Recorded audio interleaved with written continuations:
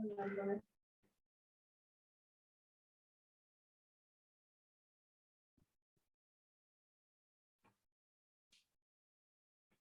अस्सलाम वालेकुम। क्या हाल चाल है आप लोगों के?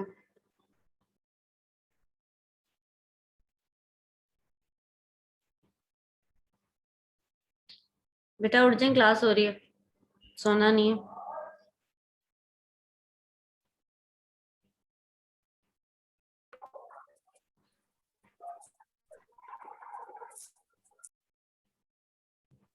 वालेकुम सलाम मैम, आप कैसी हैं? ठीक है आप? अल्हम्दुलिल्लाह, बहुत खुश बाश, घर में सुकून से। नो मैम, हमारी तो ऑनलाइन क्लासेस हैं, हम तो नहीं कुछ बिल्कुल भी। अच्छा, तो लेने वाले बेटा हम। पढ़ाई मैम, पढ़ाई नहीं जाता घर पे ना। अच्छा, पढ़ाई नहीं जाता जी, घर पे आप लोगों से? वैसे ये है कि ऑनलाइन क्लासेस में पढ़ना मुश्किल है। बहुत मुश्किल है मैम, बहुत ज्यादा।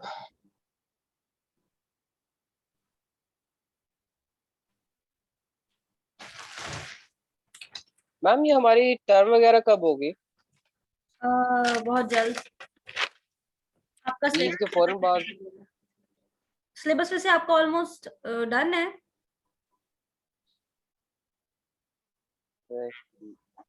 कितना रहता है? हाँ, हमें तो पता ही नहीं सिलेबस अभी हमारा, यानी कि प्रोवाइड ही नहीं किया हमें तो। हैं? मैम बस एक एक दो दो टॉपिक्स रहते हैं, ज्यादा नहीं रहता। अच्छा, देख लेते हैं हम। मेरे हिसाब से भी थोड़ा बहुत ही रहता है। यस मैम, थोड़ा सा ही रहता है। तो मैम, ये फिर कैंपस में होंगे हमारे टर्म या ऑनलाइन होगी टर्म? हाँ जी, हाँ जी, कैंपस में ही होगा।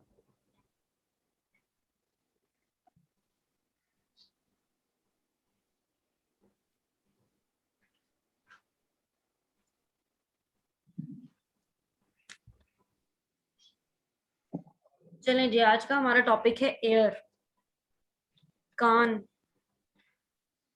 हम उससे क्या करते हैं? ऑब्वियसली हम उससे सुनते हैं, ये हम सबको पता है।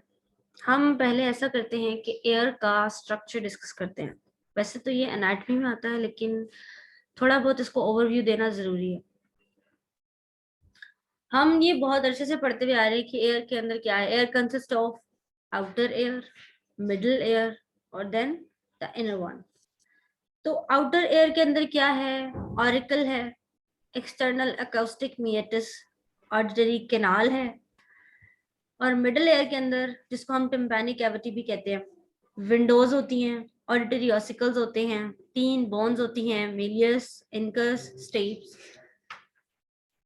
और फिर आता है इनर एयर, जिसके अंदर हमारे पास वेस्टिब्यूल्स होती हैं, सेमी सर्कुलर कैनाल होती है और कोक्लिया होता है।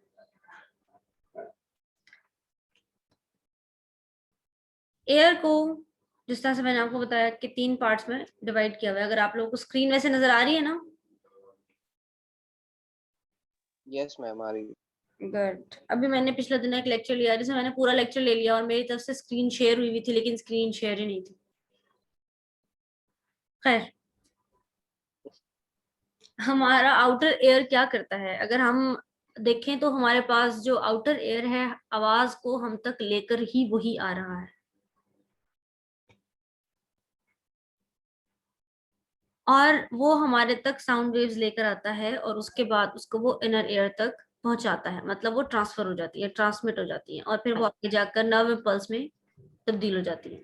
अगर हम एनाटॉमी देखें, एयर लोब है, एयर कैनाल है, दोनों के दोनों मिलकर आउटर एयर बना रहे हैं। ये आउटर एयर विजिबल है, हमें हमें नजर आता है। अच्छा, इसमें अब मुझे बताएं कि जी ऑरिकल क्या है, जिसे हम पिन्ना कहते हैं। अगर आपको पता, वैसे तो यूजुअली भी हम एयर लोब को पिन्ना यूज कर रहे होते हैं वर्ड।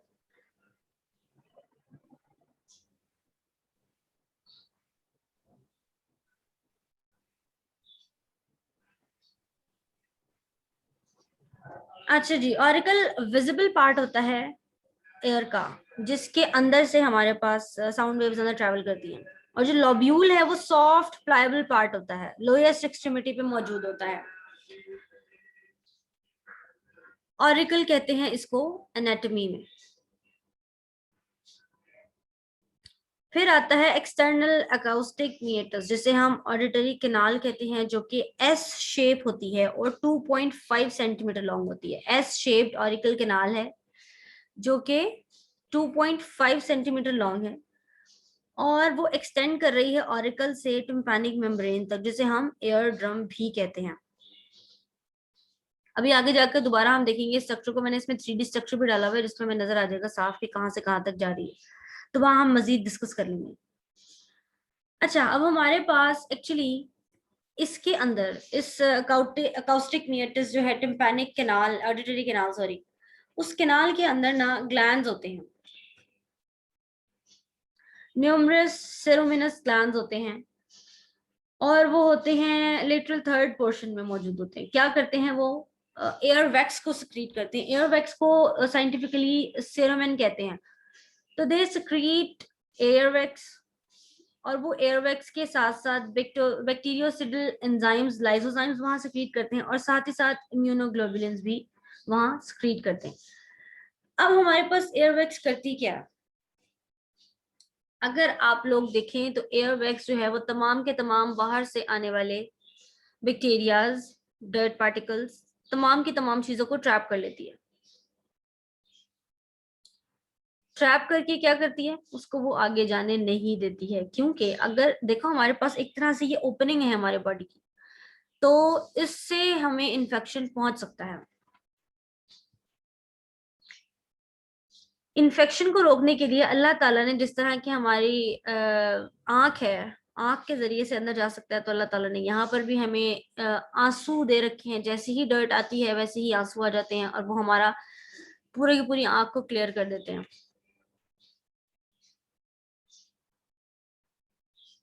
एयर ड्रम तक ये जो है आपकी पूरी की पूरी ऑडिटरी कैनाल चलती जाती है। ये ऑडिटरी कैनाल चल रही है हमारी, जैसे हमने एयर कैनाल कहा हुआ है, this is included in outer air.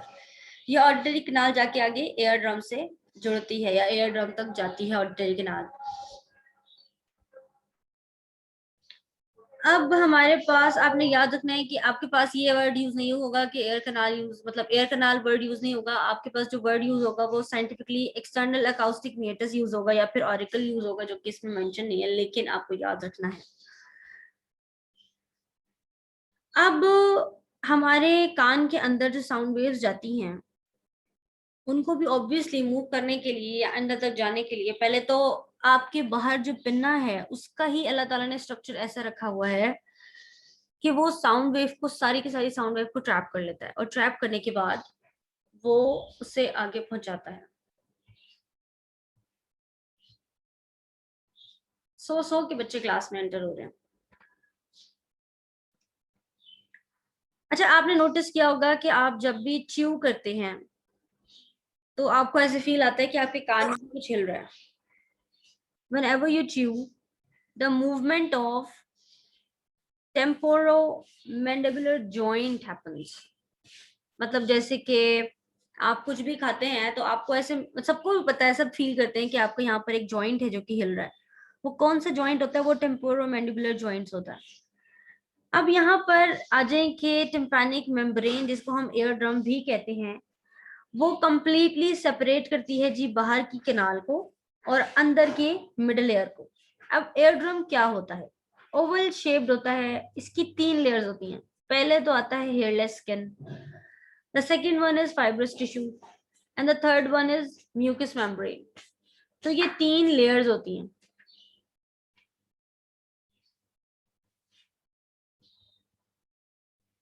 ये था हमारा एक्सटर्नल एयर।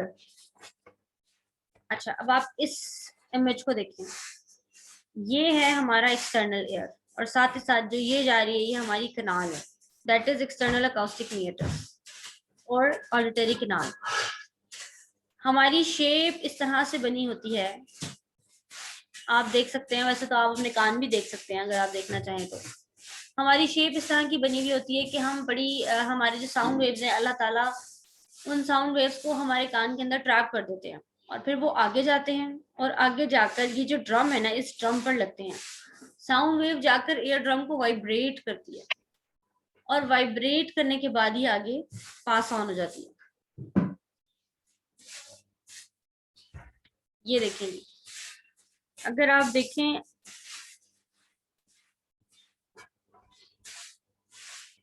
दिस कनाल,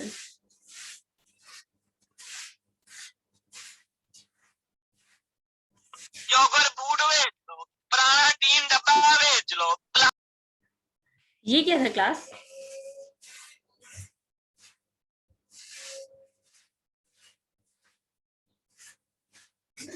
अच्छा जी, अब साउंड वेव्स एंटर होंगी और करेंगी क्या, इसको हम बाद में डिस्कस करते हैं। पहले हमें मजीद स्ट्रक्चर को डिस्कस करना है।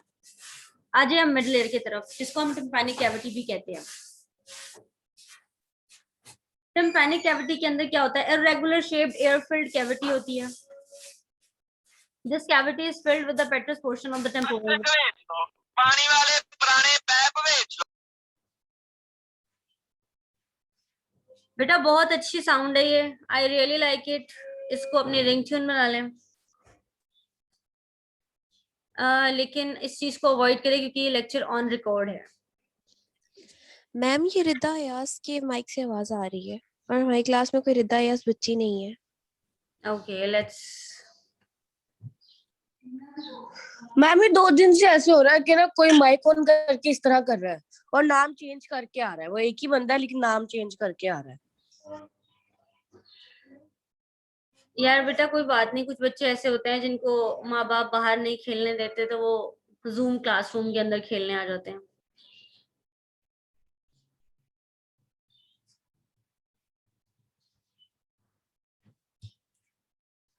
एंड रिदा अयाज खुद ही लीव करके जा चुकी हैं। मैम कल भी ऐसे ही हुआ, तो मैं भी ले रहा था तो सर ने तो बिला वजह ही मुझे निकाल दिया। असल में मेरा नाम ऊपर आ गया था ना, उसने म्यूट कर दिया। तो सर कहते हैं अब्दुल आदि नेक्स्ट टाइम आप मेरी क्लास में नहीं हो। मैंने कहा सर मैं तो था ही नहीं, मैं माइक ऑन करके बोलने लगा, सर ने मुझे ना किक आउट कर दिया वहां से जो मीटिंग होती है। मैंने सर को मैसेज किया, कॉल की, नहीं सर ने अटेंड ही नहीं की। सर कौन सर से? को लगता है मैंने किया। सर यही वाले सर तो था। चलो कोई बात नहीं बेटा, गेहूं के साथ गुंदु पिसता है, और ये प्रोवर्ब जो है मेरा ख्याल है आप लोगों के लिए यूज हुई है। अब मोहम्मद इम्तियाज। ओके जितने लोग एंटर हो चुके हैं, मैं मजीद किसी को एंटर नहीं करी। Yes ma'am. ठीक है, अब हमारे पास आ जाता है कि मिडिल लेयर के अंदर क्या क्या चीजें मौजूद हैं। मैंने आपको बताया था विंडोज हैं।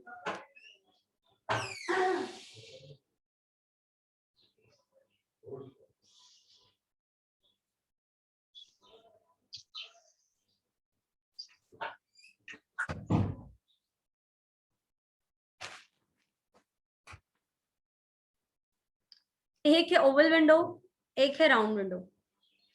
2 तरह की विंडोज मौजूद होती है। अच्छा आपको मैं दिखाती हूँ ओवल विंडो और राउंड विंडो अगर मुझसे हो सके तो। लेकिन खैर आप लोगों ने ना एक काम करना है कि जब आपने यहाँ से फिजियोलॉजी और एनाटॉमी पढ़ के जानी है ना, तो एनाटॉमी के लिए खास तौर पर आप लोगों ने वीडियोस देखनी है। आपको पता है कि इंटरनेट पर आपको इजीली लिंक्स मिल जाते हैं एनाटॉमी या स्ट्रक्चर के लिए किसी भी चीज की, वहां से देखकर आपको ज्यादा अच्छा समझ आएगा। स्ट्रक्चर याद होगा तो पैसेज याद होगा, पैसेज याद होगा तो आपको याद रहेगा कि साउंड जो है वो कहाँ से कहाँ ट्रेवल करती हुई जा रही है। अब मिडिल एयर की जो लिटरल वॉल्स हैं वो टिम्पैनिक मेम्ब्रेन से बनी हुई हैं। रूफ है, फ्लोर है, पोस्टीरियर वॉल है।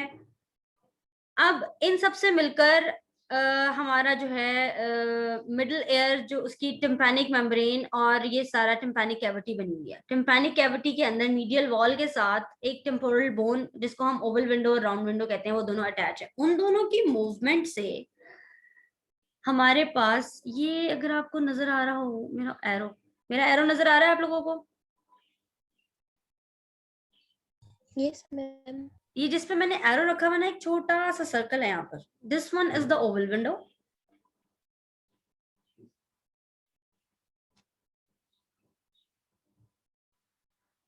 आगे जाकर अगर मेरे पास कोई और आया स्ट्रक्चर तो वो मैं आपको बता दूंगी, जिसमें आपको मुझे क्लियरली दिखाना हो वो मैं दिखा दूंगी। अब 3 इसमें बोन्स होती हैं। द वन इज हेमर जिसे हम मेलियस भी कहते हैं, एनविल जिसे हम इनकस भी कहते हैं, and the third one is stapes जिसे हम स्टेप भी कहते हैं। अब हमारे पास इन तीनों बोन्स का क्या किरदार है इसके अंदर। हमारे पास जब साउंड आती है ना बेटा, तो ये तीनों की तीनों बोन्स इस साउंड को आगे ट्रांसफर, पहले तो हम एयर ड्रम पे बीट करते हैं। जैसे ही हम एयर ड्रम पे बीट करते हैं तो ये जो आगे बोन्स जुड़ी हुई होती है ना, इनकी वाइब्रेशन स्टार्ट होती है और फिर ये आगे जाकर कॉक्लिया को सिग्नल्स देते हैं। अब मेलियस क्या करता है, ये लेटरल हैमर शेप बोन्स होती है, इनकल जो है वो मिडल एनवल शेप बोन होती है। मेलियस क्या करता है, ये contact of the tympanic membrane को हैंडल करता है, मतलब टिम्पैनिक मेम्ब्रेन के साथ इसका कांटेक्ट होता है और उसका जो हेड है ना वो movable joint with the incus के साथ अटैच होता है, जिसकी वजह से मूवमेंट जो है इसकी इस जॉइंट की वजह से होती है। मतलब मेलियस की जो है ना मूवमेंट, वो जॉइंट विद द इनकस, और इनकस के जहां पर जॉइंट इनका मौजूद है ना वहां पर इसकी मूवमेंट हो रही होती है। ऑब्वियसली जहां पर जॉइंट मौजूद है तो वहीं पर इसकी मूवमेंट होगी। अच्छा, ये तमाम की तमाम बोन्स आपस में बहुत ही छोटी जॉइंट से जुड़ी हुई होती हैं और मूवमेंट की वजह से ही इनकी जो है वेव आगे पास होती है।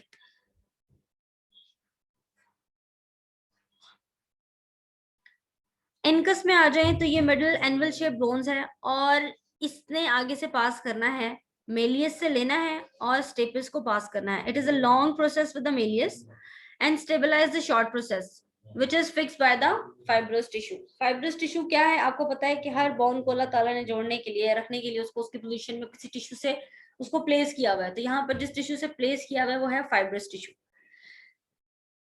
फिर middle medial stirrup shape bone आती है।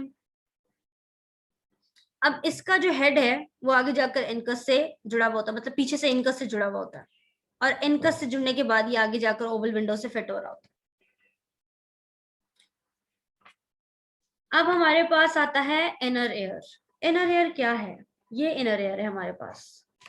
इनर एयर के अंदर क्या क्या चीज आती है, सेमी सर्कुलर कैनाल्स आती है। ये तीन आपको कैनाल्स नजर आ रही है, कैनाल तीन डिफरेंट उसमें होती हैं, तीन डिफरेंट डायरेक्शंस के अंदर होती हैं। ये तीन कैनाल्स हैं, साथ हमारे पास कोक्लिया है।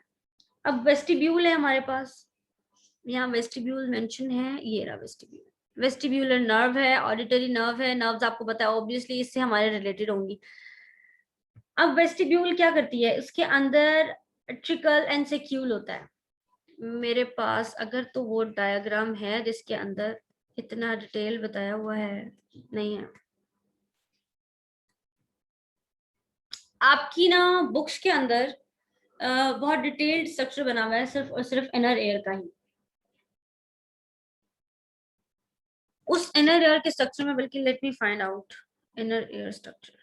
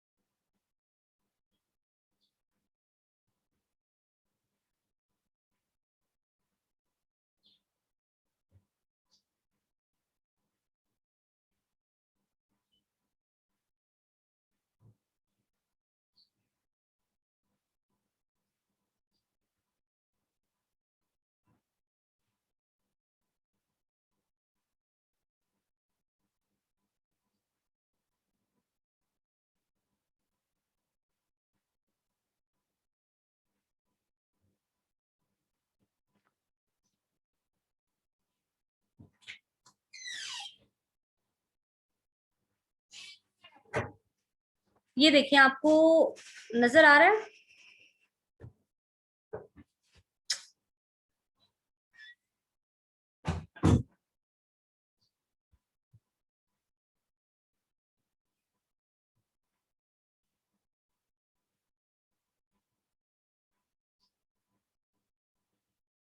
जी दिस वन। आपको मेरी स्क्रीन नजर आ रही है? यस मैम, आ रही है। यस ठीक है, अब हमें इनर एयर हमें मिल चुका है। इनर एयर में हम डिस्कस करते हैं जी इनर एयर में क्या क्या आती हैं। वेस्टिब्यूलर कोक्लियर कैनाल्स हैं ये साइड पर जो जा रही हैं। This one is cochlea. अच्छा देखिए, हम आपको इसको एट्रिकल कहा हुआ है, इसने इसको एंटीरियर सुपीरियर कैनाल कहा हुआ है कि नीचे लेटरल हॉरिजॉन्टल कैनाल है, ये पोस्टीरियर इंफीरियर कैनाल है। मैंने आपको बताया था 3 कैनाल्स हैं और तीनों की डायरेक्शन डिफरेंट होती हैं। This one is saccule. उसके बाद हमारे पास जो 3 सेमी सर्कुलर कैनाल हैं वो आगे जाके कोक्लिया से जुड़ी होती हैं और हमारे पास movement of the sound waves में हेल्प करती हैं। अब हेल्प आउट कैसे करती हैं, जब मैं आपके साथ की पूरी फिजियोलॉजी डिस्कस करूंगी इन डिटेल तो हम इसको ये जरूर बताएंगे। इनर एयर के अंदर बोनी लिब्रिंथ होता है जिसके अंदर पेरियोस्टियम की एक लेयर होती है। अब उसके अंदर क्या होता है, उसके अंदर वाटरी फ्लूइड होता है जिसे हम कहते हैं पेरीलिम्फ। अब पेरीलिम्फ क्या है? पेरीलिम्फ ऑब्वियसली एक ऐसा फ्लूइड है जो कि या तो साउंड की उसमें हेल्प करेगा या फिर आपको पोजीशन को स्टेबलाइज करने के अंदर हेल्प करेगा। उसके बाद हमारे पास आता है कि वेस्टिब्यूल्स।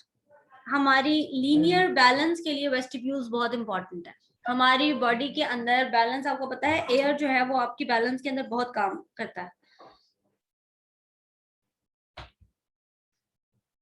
उसके बाद आती हैं सेमी सर्कुलर कैनाल्स, और ये सर्कुलर कैनाल्स जो है ना आपको 3 नजर आ रही है, ये आपके सर्कुलर बैलेंस में काम करती हैं। लीनियर बैलेंस के अंदर आपकी वेस्टिब्यूल्स काम करती हैं, जबकि सर्कुलर बैलेंस के लिए आपकी ये कैनाल्स का जो है ना सेमी सर्कुलर कैनाल्स है ये काम करती हैं। After that the cochlea. Cochlea has the scala vestibuli, scala media, scala tympani. This cochlea is also divided into compartments. 3 compartments: the scala vestibuli, the scala media, the scala tympani. अब इतना structure मेरा ख्याल है कि काफी है air का, जितना कि मुझे बताना चाहिए, बिकॉज ये फिजियोलॉजी का लेक्चर है। Let's discuss the physiology of the hearing. अब हम जाते हैं अपनी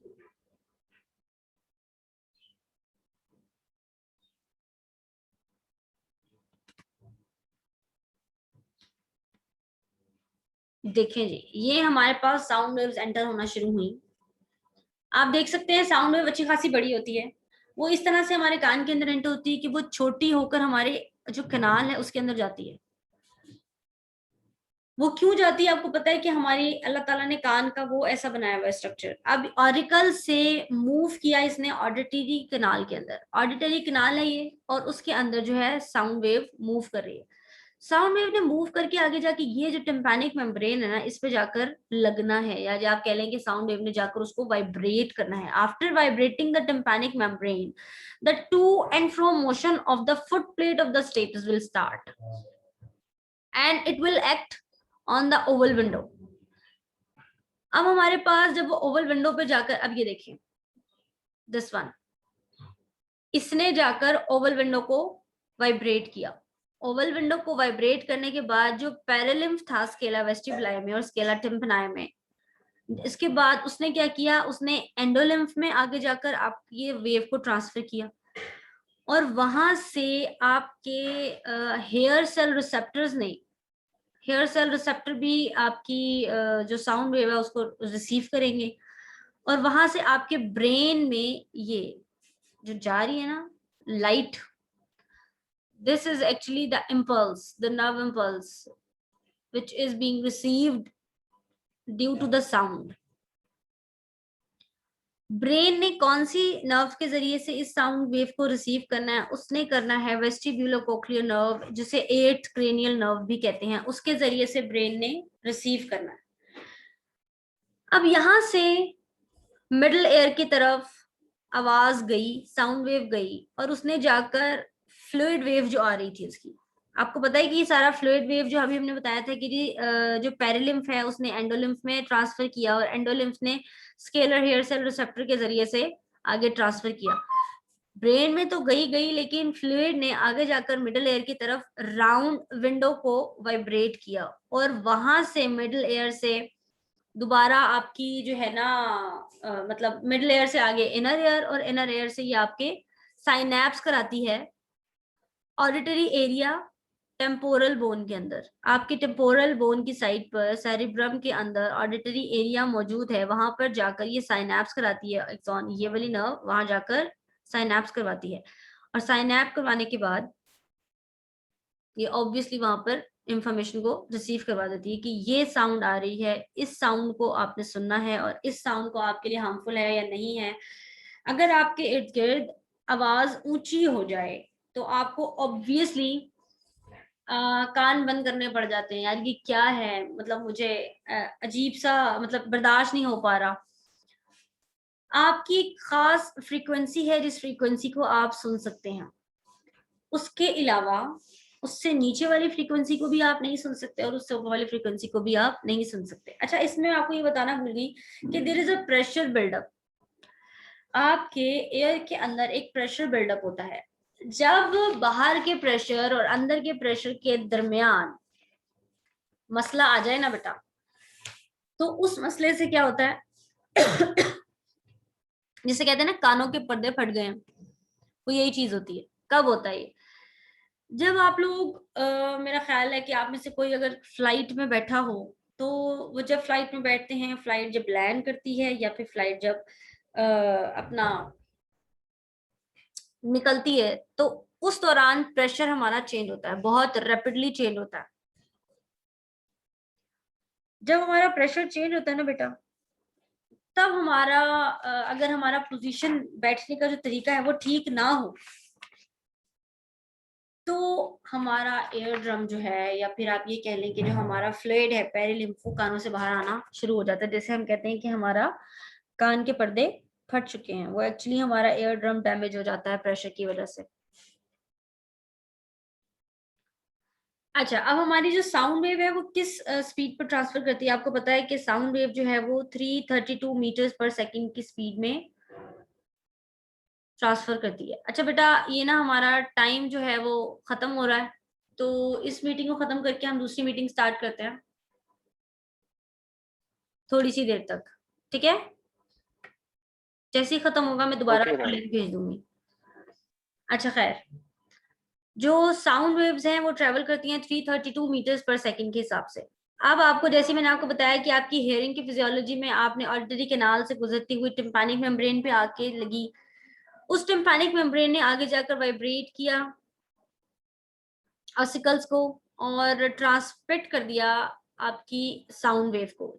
while transferring the sound wave, it amplifies the sound towards the middle ear। जब मिडिल ईयर की तरफ ये ट्रांसफर कर रही होती है, इसने साउंड को एम्पलीफाई कर देना होता है, और फिर वो जाकर medial end plate of the foot plate of the stapes से जाकर जुड़ती है, और फिर वहां जाकर ओवल विंडो की टू और फ्रो मोशन स्टार्ट होती है, and it will generate the fluid wave in the paralymph। पैरालिम्फ के अंदर आपको पहले, मतलब अगर आपको याद हो, scala vestibuli, scala media, scala tympani, वहां से कोक्लियर डक्ट की तरफ आती है और वेव मोशन वहां से फिर एंडोलिम्फ में जाती है। एंडोलिम्फ से वो बेसिलर मेम्ब्रेन को जाकर वाइब्रेट करवाती है, and after vibrating the basilar membrane it will stimulate the auditory receptors of the hair cells of the spiral organ. when it will stimulate the auditory receptors, the nerve impulse will be generated and it will pass towards the auditory portion of the brain। ये हमारा, मैंने दोबारा से पूरी की पूरी physiology discuss की। अब आ जाए आप हेयरिंग की तरफ कि हमें सुनाई कैसे देता है। हमें सुनाई ऐसे देता है कि हमारी एक खास फ्रीक्वेंसी रेंज है। आपने अपनी फिजिक्स के अंदर ये पढ़ के आए हैं कि हम कौन सी फ्रीक्वेंसी रेंज सुन सकते हैं और कौन सी फ्रीक्वेंसी रेंज नहीं सुन सकते हैं। एक आपके साउंड की क्वालिटी होती है pitch. Pitch is actually the frequency of the sound. हमारे जो कान है ना, वो पिच की डिस्क्रिमिनेशन करते हैं। हमें पता होता है कि ये पिच जो आ रही है, अब जैसे मर्द और औरत की आवाज है, इन दोनों की पिच में फर्क होता है, तो हमें पता लग जाता है, हमें पिच डिस्क्रिमिनेशन आती है। एक्चुअली पिच को जो करते हैं ना आइडेंटिफाई, वो करती हैं बेसिलर मेम्ब्रेन। बेसिलर मेम्ब्रेन आपकी पिच को या किसी और की पिच को बताती है कि ये वाली पिच जो है ये कितनी है, कितनी नहीं है। बेटा मैं ये लेक्चर खत्म कर रही हूँ और हम नया लेक्चर स्टार्ट करने लगे हैं।